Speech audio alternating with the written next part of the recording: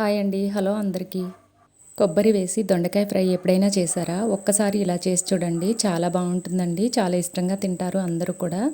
మనం ఏదైనా పప్పు వండుకున్నప్పుడు లేదా సాంబార్ కానీ పప్పుచారు కానీ కాసుకున్నప్పుడు ఇలా చేసుకుంటే చాలా రుచిగా ఉంటుందండి. పిల్లల క్యారేజీలోకి కూడా చాలా బాగుంటుంది. అంతేకాదు కూర ఏమీ లేనప్పుడు కూడా అన్నం అంతా కలుపుకోవడానికి చాలా బాగుంటుందండి. మరి దీన్ని ఎలా చేసుకోవాలో చూద్దామా?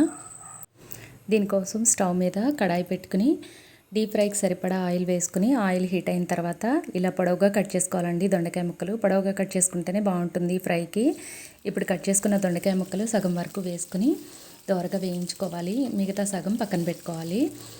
చూడండి, ఇలా వీడియోలో చూపిస్తున్నట్టు ఇలా దోరగా వేయించుకుని ఒక గిన్నెలోకి తీసుకుని పక్కన పెట్టుకోవాలి.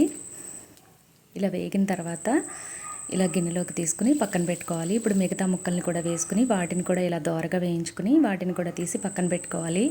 ఇప్పుడు అదే ఆయిల్లో ఒక గుప్పెడు పల్లీలు వేసుకుని వీటిని కూడా దోరగా వేయించుకుని మనం దొండకాయ ముక్కలు తీసుకున్న గిన్నెలో వేసుకుని పక్కన పెట్టుకోవాలి.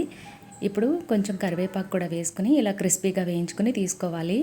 ఇప్పుడు అదే ఆయిల్లోంచి కర్రీకి సరిపడా ఆయిల్ ఉంచుకుని మిగతా ఆయిల్ తీసేసుకొని ఇప్పుడు అదే ఆయిల్లో 1 టీ స్పూన్ శనగపప్పు, 1 టీ స్పూన్ మినప్పప్పు, 1 టీ స్పూన్ ఆవాలు, 1 టీ స్పూన్ జీలకర్ర, కొన్ని ఎండుమిర్చి ముక్కలు వేసుకుని దోరగా వేయించుకుని కొంచెం పసుపు, అలాగే మనం మిక్సీ పట్టుకున్న కొబ్బరి కూర వేసుకుని ఒక 2-3 నిమిషాల పాటు వేయించుకోవాలి. ఎక్కువసేపు వేయించాల్సిన అవసరం ఉండదండి. ఇలా వేయించుకున్న తర్వాత రుచికి సరిపడా ఉప్పు వేసుకుని ఉప్పు అంతా ఒకసారి కలుపుకుని మనం వేయించి పెట్టుకున్న దొండకాయ ముక్కల్ని ఇందులో వేసుకుని మొత్తం అంతా ఒకసారి కలుపుకోవాలి. ఇలా కలుపుకున్న తర్వాత 2 టీ స్పూన్ల కారం వేసుకుని కారం పచ్చివాసన పోయే వరకు మరో 2-3 నిమిషాల పాటు మగ్గించుకోవాలి.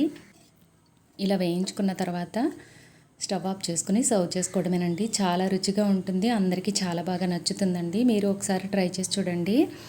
నేను ఇక్కడ ఐరన్ కడాయిలో చేశాను కాబట్టి డిష్ అవుట్ చేస్తున్నానండి.